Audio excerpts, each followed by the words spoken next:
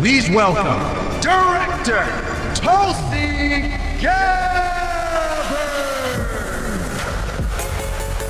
It is truly awesome and energizing to be here with all of you. I hope that you are feeling energized and inspired by all of the incredible speakers, Brett Cooper, Riley Gaines, everyone coming through here. But I just want to tell you that you inspire me, seriously. DC, there are some good days and there are some dark days, but what keeps me going are people like you. People like you who made it possible for President Trump to get elected and create this truly transformational and historic moment that we are living in here today. We are here because thousands of young leaders like you, great Americans all across the country, they put partisan politics aside and recognized the opportunity to bring in a president who would fight for every single American. And that's exactly what we're doing in Washington every day.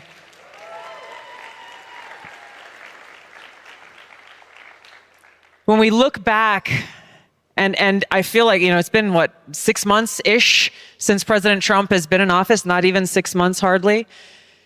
What happened in that year leading up to the election? It feels like such a long time ago, but I want to spend just a moment on this because it's important for us to recognize what Steve Bannon was just talking about, the deep state. When we go back and look at all of those days that President Trump had to spend in a courtroom because of the constant lawfare that was being waged against him by his political opponents and the deep state, who were terrified that the American people might choose to elect him once again. You look at all of the propaganda that was thrown his way, the lies, the smears, the attacks that were thrown his way, how many times they actually tried to throw him in jail. And even at that, man, that mugshot will go down in history as one of the best pictures ever. All of their attempts to take him off the ballot, as we were going through that, I often reflected at really what was behind it. They were there thinking, okay, we have all of this power, we need to silence him, undermining our democratic republic as they claim to be doing so to save democracy. But when we really take a step back, we recognize that they were acting out of fear. They were terrified of losing their perceived power. They're terrified of their own personal position or fame or profit or whatever the thing was. They were terrified, ultimately afraid of us. Terrified that in the United States of America, that was built on the foundation of these ideals of freedom and liberty for every single American, terrified that we may actually use our freedom, that we may lift up our voices and stand up for and work hard to bring about the vision that our founding fathers had for us, a government that is truly of, by, and for the people. To me, that is what President Trump's America First agenda is all about. That's why the deep state fought so hard to try to stop us from even having the freedom to choose who we wanted as our president and commander-in-chief. And despite their best efforts, we, the people, prevailed.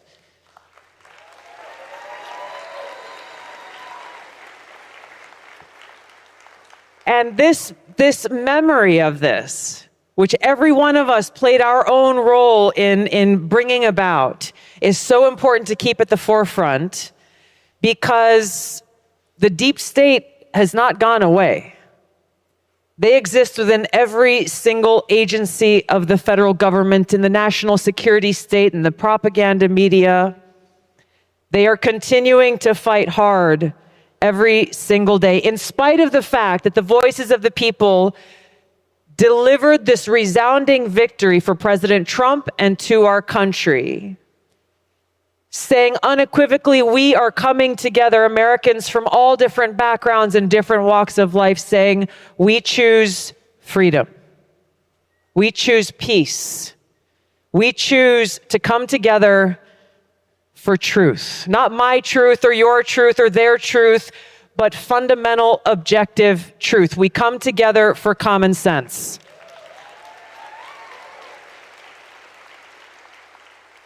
And with President Trump's election, we, the people, have brought about this revolution that brings us back to our founding principles, that brings us back to our founding documents, our Constitution. This is the oath that we all swore, the oath to support and defend the Constitution against all enemies, foreign and domestic. And by the way, it is the same oath that every person who goes and works within the intelligence community takes. Every employee swears this oath. It's important for us to keep it front and center because it is foundational to who we are. That we remember what we are fighting for. When we talk about freedom, we are talking about freedom of speech. Remembering that it wasn't that long ago that we had parents speaking up for the safety and well-being of their children at Board of Education meetings who, under the Biden administration, were then targeted as domestic violent extremists. We have to remember how, and these are documents that we will be declassifying and releasing very soon, about how on day one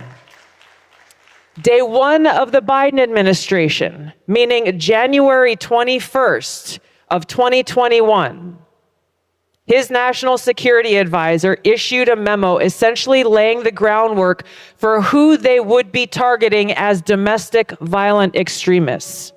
And one of the documents that was ordered, one of the directives that was given in this memo was to the Director of National Intelligence to come up with a document that went into very specific descriptions of what to look out for when we are looking for domestic violent extremists. And so what you'll see there are detailed descriptions of what we would later see the Biden administration target.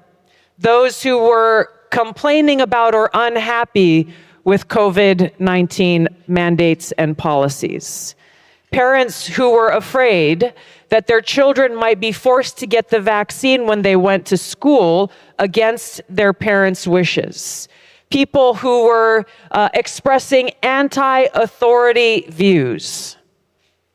I could go on in this list of people, groups, thoughts, free speech, they were labeled as domestic violent extremists, and then use that label to go and then force these tech companies, some of them were willing, some unwilling, to censor Americans' free speech in the name of going after domestic violent extremists.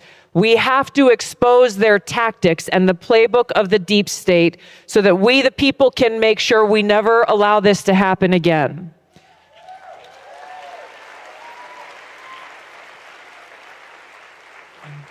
By electing President Trump, we chose our Constitution. We chose freedom of speech.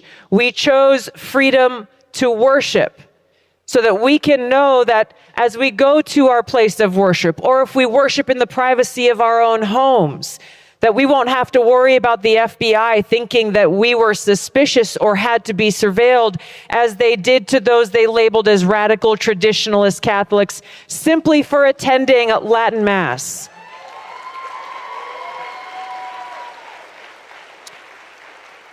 By electing President Trump, we chose freedom. Freedom to exercise our right to bear arms. There's already work being done, and there's more to come there to undo the damage that has been done for so long that has undermined that fundamental right. By electing President Trump, we chose our right to privacy and the protection of our civil liberties as guaranteed under the Fourth Amendment. Under President Trump, we chose our Declaration of Independence. I'm smiling because I think it was on Thursday, I was there and delivering the intelligence brief to the president, and towards the end of it, he had a couple of guests who were coming in to join him for lunch. And just seeing the pride and excitement that he shared as he wanted to show them the Declaration of Independence that he put on the wall right next to the Resolute desk in the Oval Office.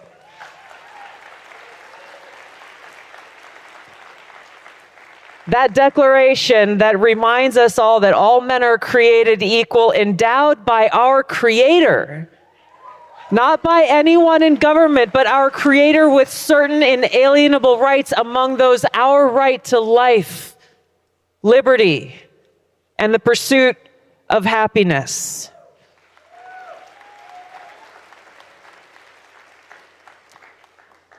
So the historic moment that we live in, it's important sometimes to step away from the noise, to recognize what happened in order to create this opportunity that we have, and therefore to inform the great work that we have ahead of us. You think the campaign was hard, you think what President Trump went through was hard, and it was. The road ahead will not be easy. I can attest personally that in my work as the Director of National Intelligence, the deep state is fighting us every step of the way. And it exists within every single federal agency. And so I feel the same frustration that I see many of you expressing on X or in different platforms about why aren't things going faster? Why aren't we getting results more quickly? I feel this frustration every single day. We are pushing hard. Know that they are pushing hard back. It's okay. We're not going anywhere. We're here to fight for you and to fight for the red, white, and blue that's behind you. We can't do this alone. It will take all of us who love our country and who deeply cherish our freedoms to stand united in this fight. It's going to come with hardship and sacrifice. As you know, it comes with name-calling and smears and lies and attacks. But here's the beautiful thing, is the harder they push back, the more smears and lies that are published in the Washington Post and the New York Times and the Atlantic and many others, the more we know that we are exactly on the target. And on those days where you might feel a little tired and you might feel a little discouraged, and we all get there at some point in time, I go back and think about what President Trump has been through. He has sacrificed more than anyone else. He has been attacked and targeted more than anyone else. And most significantly, 1 year ago tomorrow was the day in Butler, Pennsylvania, when a gunman tried to take his life missing by just a hair.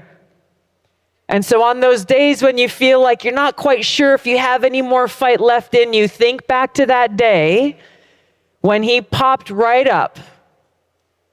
He was not cowed. He was not afraid. He was not running away. What did he do? He raised his fist and looked at all of the people who were there, just as you are here today. And he said, fight, fight, fight. And that's exactly what we have to continue to do. Not motivated by hate for those who are trying to take our freedoms away, but by love. I know President Trump is motivated deeply by his love for our country. This is where his strength and his resilience comes from. He is motivated deeply by his care for every one of you, every one of us, the American people, and his commitment to make the most of every single day that he has in the White House to bring about this reality of a country where we can live in peace with prosperity and security and freedom for all Americans.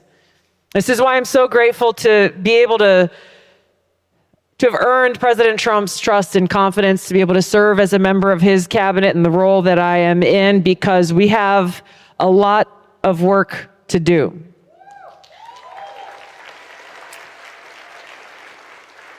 So the thing I want you to go home with is the knowledge that you, not a single one of you, should underestimate the power of your voice and your energy and your work and your role in bringing about this historic change that we have all embarked on together. Don't let anyone ever tell you that this is not your time, or that you're too young, or maybe you'll go and do something in a few years or 5 or 10 years or 20 years. The time is now. Electing President Trump was just the first step to be able to get to work, to do this important work. It is tough, but it is our purpose that drives us. I'm grateful to have experienced from a young age that I found I was happiest when I was doing things for others, when I was trying to be of service to others, trying my best to be pleasing to God with my life by making a positive impact and being of service to God's children. And that's really what motivated me to choose service as a path for my life. I didn't know what form it would take or where it would take me, but I knew that this is what I wanted to do. And it's taken me through elected office in different arenas and through the military, now for over 20 years, and now as Director of National Intelligence. But I first started when I was 21 years old. And so for any of you who are thinking of running for office, maybe you're being told some of the things I was told. I was 21 and people said, oh, okay, you have a bright future, but you're too young. Maybe you should go and take some more college classes and, I don't know, wait around until somebody feels like you're qualified to go. But I knew that the most important qualification was my desire to serve, to have that positive impact in my community. So I didn't listen to any of them, and I ran and got elected at 21. They told me the same thing when I ran for Congress at 31. Tulsi, you're great. You got a bright future. It's not your time. Come back in 20 years. I had come back from multiple deployments at that point in time, understanding and feeling to my core the cost of war and knowing that I needed to be in a place to make a greater impact. Where better than at that time in Congress, where I could help to influence some of these decisions about peace and war and share the experiences of my brothers and sisters who I served alongside, my experience, and honor the memories every single day as I continue to do, as Secretary Hegseth does. I know President Trump has the lives and well-being of our service members on his heart every day, knowing the sacrifice that's made.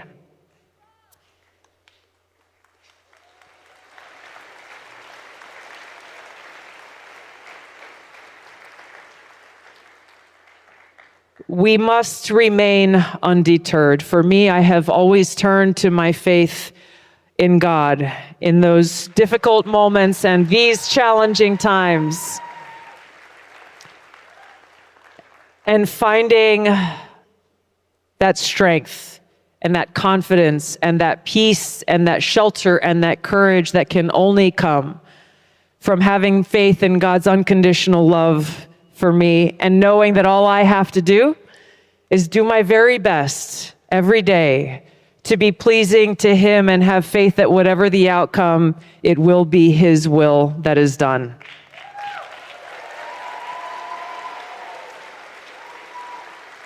So as we forge ahead together, I encourage you to stand strong, to be joyful warriors, to always remember that with God, all things are possible.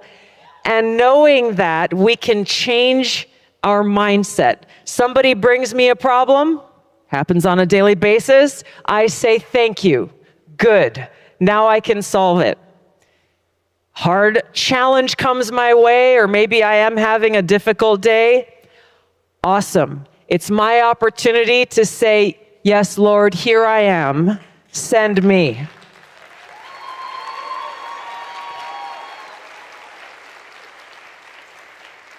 It is inspired by God's unconditional love that we are charged to live and lead and serve in a reflection of His love for all of us, with this eternal gratitude in our hearts for the blessings and the freedoms that He has and continues to bestow upon every one of us.